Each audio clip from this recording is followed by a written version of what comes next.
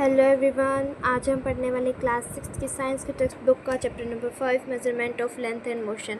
Part 1 में हमने इस चैप्टर को थोड़ा कवर कर लिया था। अब ये थोड़ा सा रहता है तो हम पार्ट 2 में इसको भी कवर करेंगे।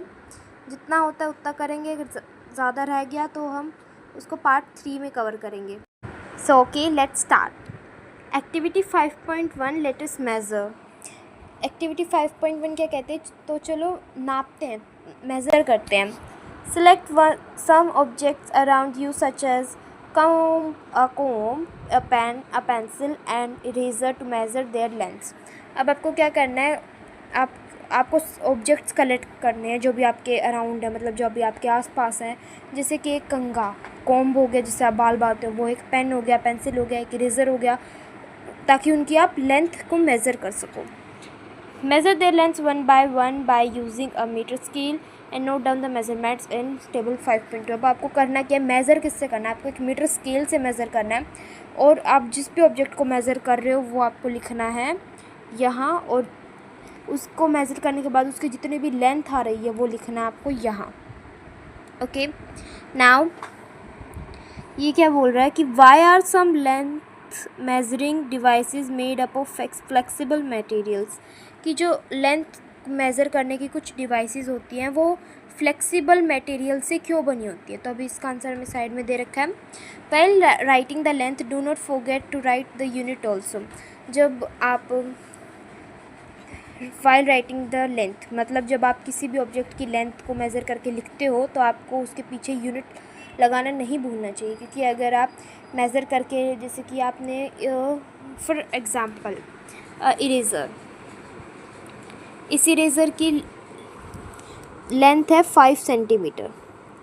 आई said not 5 metre, I 5 centimetre, but you have just write 5, then what you meant if you, अगर आप इसे फिर सेंटीमीटर की जगह एल मतलब लीटर लगा देते हो तो इसका मतलब तो ये 5 लीटर बन गया, जो कि एक वाटर जैसी चीज़ों को नापने के लिए काम आता है। मतलब जो लिक्विड में होती है उन चीज़ों को नापने में जो काम आता है वो लीटर होता है। तो ये सारा ही चेंज ही हो जाता है। और अगर आप 5 लिखोगे तो क्या समझेगा कोई। तो इस वजह से आपको यूनिट्स लगाना बहुत ज़्यादा ज़रूरी होता है। दस your result will consist of 2 parts, 1 part is a number and the other is the unit of the measurement. इससे आपको क्या पता चला कि आपका जो रिज़ल्ट है वो 2 पार्ट में आएगा। एक तो नंबर में आएगा, और दूसरा part unit of the measurement, मतलब उसके पीछे यूनिट लगेगी उससे। अब some of your friends in the class would have measured the length of the same objects. अब आपके कुछ दोस्त होंगे क्लास में जिन्होंने ऑब्जेक्ट्स को मेज़र करा होगा, जिनकी लेंथ सेम भी आई होंगी। Compare the length measured by you. आपको उन लेंथ को मतलब जो मेज़रमेंट करके जो उनकी लेंथ आई है उसको कंपेयर करना है अपने दोस्त के और अपने साथ, with that of your friends. Yes, are the measured lengths are the same और स्लाइटली डिफरेंट। क्या जो आपने चीज़ें मेज़र करी क्या वो सेम थी या थोड़ी सी डिफरेंट थी। मतलब ये क्या कहना चाहता है, आपने जो भी आपके दोस्त ने मेज़र किया, जिन ऑब्जेक्ट्स को मेज़र किया, जो आपने मेज़र किया, उन दोनों को कंपेयर करना है और उनको दोबारा से मेज़र करके देखना है और ये देखना है कि क्या लेंथ सेम आई है या फिर थोड़ी सी डिफरेंट आई है। If not the same, discuss the possible reasons for the differences. अगर सेम नहीं आती है तो आपको जो जिस वजह से सही सेम नहीं आई है, जो भी हो सकता है, उसको नोट डाउन करना है उसकी, या फिर उसको डिस्कस करना है। Units of length such as kilometre, metre, centimetre and millimetre begins with a lower case letter. जो कि यूनिट्स होती है लेंथ को मेज़र करने के लिए, जो कि किलोमीटर होती है, मीटर होती है, सेंटीमीटर होती है और मिलीमीटर होती है, ये थोड़ी लोअर केस के लेटर होते हैं। Accept at the beginning of the sentence, sentence के स्टार्टिंग से छोड़कर। मतलब जैसे कि किलोमीटर बड़ा होता है, सबसे बड़ा, जो कि हम लॉन्ग डिस्टेंस जो होता है ना उसको मेज़र करने के लिए यूज़ करते हैं। मीटर यानी कि ज़्यादा छोटा नहीं, मतलब नॉर्मल। सेंटीमीटर मतलब मीटर से बहुत ज़्यादा छोटा, एंड मिलीमीटर मतलब बहुत ज़्यादा छोटा। और इनके सिंबल्स होते हैं KM, M, SM। मतलब इनको फुल फॉर्म तो ये बोलेंगे kilometre, metre, centimetre and millimetre. ये मतलब इसको जब छोटा करके हम लिखते हैं ना तो ऐसे लिखा जाता है, इनके सिंबल्स ऐसे होते हैं। And are never followed by S for the plural. और इसको कभी भी हम एस से डिनोट नहीं करते, इसके पीछे हम एस नहीं लगाते, ये प्लूरल नहीं होते, मतलब एस लगाने से प्लूरल नहीं होते, ये पहले ही ऐसे होते हैं, इनके पीछे एस नहीं लगाते हैं। Note that a full stop is not return after the symbol, और एक फुल स्टॉप कभी भी इन सिंबलों के बाद नहीं लिखा जाता, accept at the end of the, और जब तक सेंटेंस का एंड नहीं होता उसको छोड़ के बाकी हम नहीं लिख सकते। While writing the length always leaves a space between the number and the unit, जब भी आप लेंथ लिखते हो किसी भी ऑब्जेक्ट की तो हमेशा उस लीव्स अ स्पेस छोड़ना चाहिए उस नंबर और यूनिट के बीच में, ठीक है। Next is measuring the length of a curved line, जैसे कि अब तक आप जो मेजरमेंट पढ़ रहे थे, for example I will give you example, वो एक लेंथ का था। जैसे कि इरेज़र क्या होती है, इरेज़र ऐसे बिल्कुल सीधी होती है, ठीक है। कॉम्ब क्या होता है, एकदम ऐसे सीधा और फिर बाल बात है उससे, तो इसकी जो ये लेंथ है एकदम सीधी होती है। लेकिन मान लो अगर कोई भी चीज़ कर्व्ड में हो, ऐसी घूमी हुई हो, जैसे कि यही है, ये कर्व्ड लाइन है, इसको आप कैसे मेज़र करोगे, तब हम वो सीखेंगे। So let's start. Anish and his parents fixed electric string lights on the arches of the veranda of their house, मतलब वेंडर मतलब कोने पे, दिवाली के टाइम पे अब जैसे लाइटें लगाते हैं ना, वैसे ही उन्होंने अपने घर पे लाइटें लगाई थी for a celebration at home, था उनके घर पे एक सेलिब्रेशन था उसके लिए। How would they have measured the required length of the string lights, और जैसे कि हम जब भी लगाते हैं लाइटें तो उसके लिए मेज़रमेंट की ज़रूरत होती है ताकि सही से लाइटें लगें, सही मेज़र किया। तो उन्होंने कैसे मेज़र किया, क्योंकि ये तो ऐसे घूमी हुई होती है ना, ये लाइटें तो सीधी थोड़ी होती है बिल्कुल straight. In the case of a curved line, एक मतलब कर्व्ड लाइन के केस में measurement can be made with the help of flexible measuring tape, और इसी के केस में कर्व्ड लाइन को मेज़र करने के लिए हमें फ्लेक्सिबल मेजरिंग चीज़ों की ज़रूरत पड़ती है। वो क्या हो सकता है, टेप हो सकता है, हम एक थ्रेड को भी यूज़ कर सकते हैं, जैसे कि इसमें कर रखा है फिगर 5.8 में। तो ये जो इसका क्वेश्चन था ये वाला, इसका आंसर हमें यहाँ मिला है, ठीक है। Sorry, I am so sorry, मैंने कहा यहाँ पे मिला है, लेकिन यहाँ नहीं मिला है, यहाँ मिल गया लेकिन, ठीक है। Now the thread can then be straighten and its length can be measured using a metre scale. Now ये कर्व्ड लाइन है, ये तो घूमी हुई होती है, इसको हम थोड़ी ना सीधा कर सकते। जो लाइन घूमी हुई है, फॉर एग्जांपल एक लाइन ऐसी घूमी हुई है और उसको हम सीधा नहीं कर सकते, तो उसके लिए अगर हमें लेंथ मेज़र करनी है तो हम कैसे करेंगे, हम लेंगे एक थ्रेड मतलब एक धागा, उसको इसके साइड में ऐसे ऐसे करते जाएंगे, उसको मिला लेंगे और फिर उस थ्रेड को दूर हटा के उस थ्रेड की जो लेंथ है उसको मेज़र कर लेंगे। Then we know the length of the curved line, यही यहाँ पे बताया गया है। Next is describing position. Position मतलब जहाँ पे हम हैं वो पोजीशन होती है, उसको कैसे डिस्क्राइब करते हैं, कैसे बताते हैं हम। One day the teacher informs her students that she has planned an educational visit to a nearby garden. एक दिन जो टीचर है वो स्टूडेंट्स को इन्फॉर्म करती है कि उन्होंने एक एजुकेशनल ट्रिप मतलब एक एजुकेशनल विजिट एक पास के गार्डन में रखी है। She asked the students to reach there directly in the morning, और उन्होंने स्टूडेंट्स को कहा कि तुम सुबह वहाँ पे पहुँच जाना, ठीक है। Deepa and her friends start discussing whether the ground would be closer than their school or farther. अब दीपा और उसके जो दोस्त हैं वो डिस्कस मतलब बातचीत करना शुरू कर देते हैं कि जो गार्डन है क्या वो उनके स्कूल से पास में है या फिर दूर है। Tasneem and Padma says that the garden would be closer. Tasneem और पद्मा कहते हैं कि जो गार्डन है वो पास में है, while Deepa and Anish feel that the school would be closure. लेकिन दीपा और अनीश क्या कहते हैं कि नहीं, स्कूल पास में है, ज़्यादा पास में स्कूल।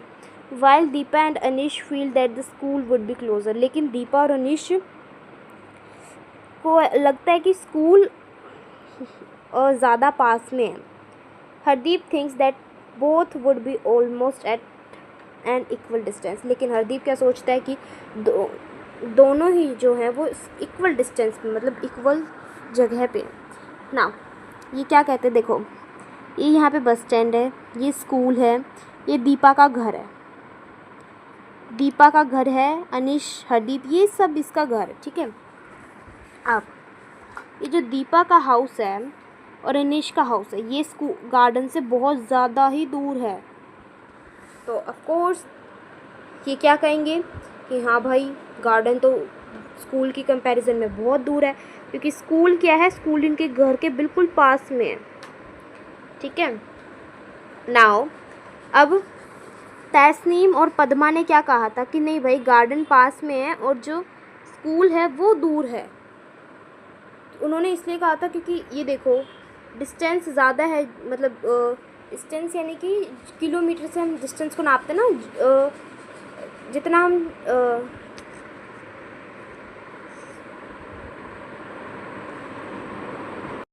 जितनी भी इनके घर से दूरी है वो डिस्टेंस होता है। तो अब देखो, और हरदीप ने देखो क्या कहा था कि दोनों इक्वल डिस्टेंस पे इक्वल दूरी पे हैं। ऐसा उसने क्यों कहा था, ये हरदीप का घर है ये वाला 2 और यहाँ पे 2 की दूरी पे, यहाँ पे स्कूल आ जाता है, यहाँ पे गार्डन आ जाता है, तो मतलब 2 छूटे ना, 2 घर छूटे ना। तो इस वजह से उसने कहा कि दोनों इक्वल डिस्टेंस पे इक्वल दूरी पे हैं। Now who do you think is correct. अब आपको क्या लगता है कि किसने जो सोचा वो करेक्ट था। All of them are correct, सारे के सारे करेक्ट थे, मतलब दीपा, अनिश, तस्नीम, पद्मा, हरदीप सब करेक्ट थे। Then why are their observations different. लेकिन उनकी ऑब्जर्वेशंस, उनकी जांच क्यों डिफरेंट थी, क्यों अलग थी। They are locating the distances of the school and garden from their houses. क्यों डिफरेंट थी, क्योंकि उन्होंने जो स्कूल और गार्डन का जो डिस्टेंस है वो अपने घर से मेज़र करना शुरू किया था, ठीक है। इस वजह से उनकी ऑब्जर्वेशंस, उनकी जांच पड़ताल है वो अलग थी। Now if instead each of them had thought of distances from a same object or a point, say the bus stand, and then their observation would have been same। लेकिन अगर वो एक ही पॉइंट पे खड़े होके अपनी ऑब्जेक्ट को, मतलब सेम ऑब्जेक्ट को मेज़र करते हैं तो उनकी ऑब्जर्वेशन डिफरेंट नहीं होगी। फॉर एग्जांपल अब बस स्टैंड का एग्जांपल लिया है इन्होंने। क्या एग्जांपल लेते हैं, जैसे कि सारे बच्चे बस स्टैंड पे खड़े हो जाएं और फिर ये कहें कि भाई अब देखो तुम स्कूल कितनी दूरी पे और फिर गार्डन कितनी दूरी पे हैं, तो उनकी जो ऑब्जर्वेशन है वो बिल्कुल करेक्ट होगी। वो क्या, उनकी ऑब्जर्वेशन अब क्या कहेगी कि भाई स्कूल पास में है, गार्डन दूर है। लेकिन अब सभी बच्चे मिलके दीपा के घर से मेज़र करना शुरू करें तो फिर क्या होगा कि भाई फिर से भाई स्कूल पास में है, गार्डन दूर है।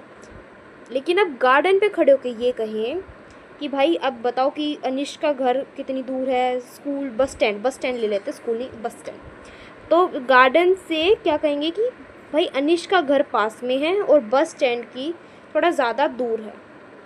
तो this is the concept. Now when distance is stated with respect to a fixed object और point, then this point is called reference point.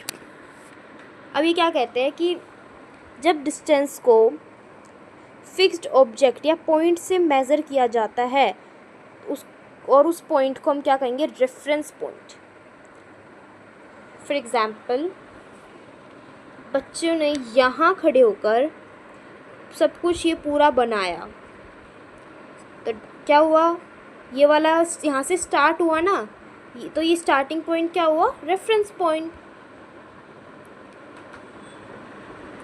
ये इन्होंने कबड्डी कोर्ट के लिए लाइनें ड्रॉ करी, यहाँ पे टीम ए खेलेगी, यहाँ टीम बी खेलेगी। ओके, नाउ यहाँ से खड़े होके इन्होंने सारा डिस्टेंस करना शुरू किया, तो ये वाला जो पॉइंट है इसको हम रेफरेंस पॉइंट कहेंगे।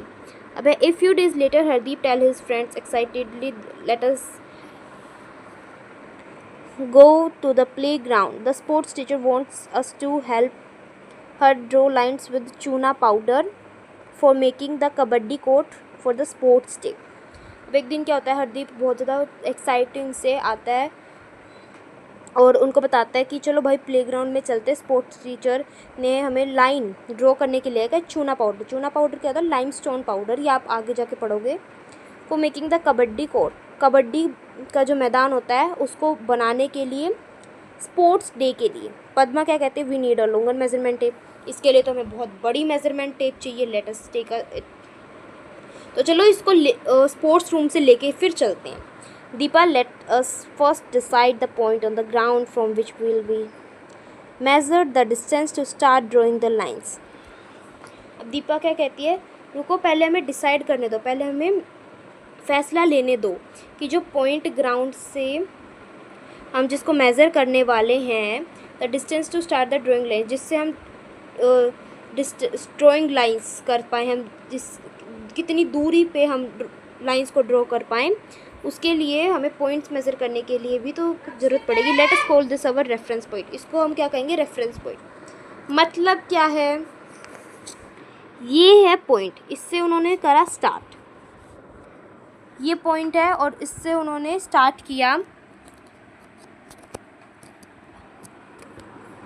ये यहाँ पे इन्होंने रखा पॉइंट की, चलो भाई इसको रेफरेंस पॉइंट मानते हैं। और इसी से एक मेजरिंग टेप की हेल्प से इसको सबको ऐसे एकदम मेज़र करना शुरू किया इस तरीके से, और फिर ऐसे ही इससे लेके इसको मेज़र करते गए बाकी सारे को। तो जिस पॉइंट से हम इन्होंने मेज़र करना शुरू किया उसी को हम रेफरेंस पॉइंट कहते हैं। नेक्स्ट है, after a few days Padma was travelling by bus to visit her grandparents in. अब ये क्या कहते हैं, उसके कुछ दिनों बाद पद्मा ट्रैवल करती है बस से अपने ग्रैंड पेरेंट्स के घर जाने के लिए, जो कि दिल्ली में है। She was eager to reach Delhi, और उसको बहुत ज़्यादा बेताबी होती है, बहुत ज़्यादा जल्दी होती है दिल्ली पहुंचने की। And was reading the kilometre stones on the side of the road. और ये जो रोड के जो साइड में होते हैं, ये किलोमीटर जो स्टोन्स है वो इसको कहते हैं किलोमीटर स्टोन्स, जिस पे डिस्टेंस लिखा होता है, वो उसको देखती जा रही थी कि भाई कब पहुँचेंगे कब पहुँचेंगे। बाय द वे वो शायद ट्रेन से ट्रैवल कर रही होगी, तभी तो उसे ये दिख रहे होंगे, या बस से। एनीवे ना, अब आगे क्या कहते हैं, on one of the kilometre stones it was written Delhi 70 kilometre, और किसी एक स्टोन पे लिखा था दिल्ली 70 किलोमीटर।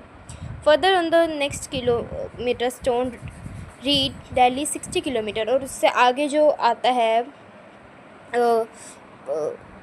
किलोमीटर स्टोन, उस पर लिखा था Delhi 60 kilometre. Each kilometre stone indicated that she is getting closer to her grandparents house, और एक एक किलोमीटर स्टोन ये दिखा रहा था कि वो अपने ग्रैंड पेरेंट्स के घर के पास जा रही है। This kilometre stones indicated her distance from Delhi, so Delhi is the reference point in this situation. अब क्या कहते हैं कि जो किलोमीटर स्टोन्स है ये इसके दूरी को दिखा रहे हैं दिल्ली की, कि वो कितनी दूर रह गई है। So Delhi is the reference point. इसी वजह से दिल्ली क्या है, रेफरेंस पॉइंट है इस सिचुएशन में। अब ये देखिए, ये डायग्राम की हेल्प से समझा रखा है हमको। ये देखो, ये है दिल्ली, इंडिया गेट से हमें बता रखा है कि दिल्ली है। ये पॉइंट है, इससे हम मेज़र करना शुरू करते हैं। तो ये वाला जो पॉइंट है स्टार्टिंग पॉइंट, इसको हम रेफरेंस पॉइंट कहेंगे। हाउ, बिकॉज़ यहाँ पे थी वो, ठीक है, यहाँ से जाती जा रही है और इसको पहुँचना कहाँ है, यहाँ पे। तो ये क्या है, रेफरेंस पॉइंट, ठीक है। Now if the kilometre stones read 70 kilometre as shown in the we say that position is 70 kilometre from the Delhi. When the kilometre stone reads Delhi 60 kilometre, the position of the Padma is 60 kilometre from Delhi. अगर kilometres जो stone है उसकी जो reading है वो दिल्ली से 70 kilometre की है, जो कि फिगर 5.13 में दिखा भी रखा है। तो आई थिंक इसने गलत दे दिया है, फिगर 5.12 ने दिखा रखा है। और उसके कुछ टाइम बाद हम ये कहते हैं कि position of the Padma is 70 kilometre from 60 kilometre from Delhi. तो पद्मा की भी जो पोजीशन है वो 60 किलोमीटर होगी दिल्ली से। कहने का ये मतलब है कि वो बस से, जैसे मान लेते हैं फॉर एग्ज़ाम्पल बस से ट्रैवल कर रही है और यहाँ पे उसको दिखता है 70 किलोमीटर का स्टोन, तो जो पद्मा किलोमीटर स्टोन, तो जो पद्मा है वो भी तो यहीं पे होगी। तो हम ये कह सकते हैं कि जो पद्मा है वो दिल्ली से 70 किलोमीटर की दूरी पे है, तो ज़रूर ही हम कह सकते हैं।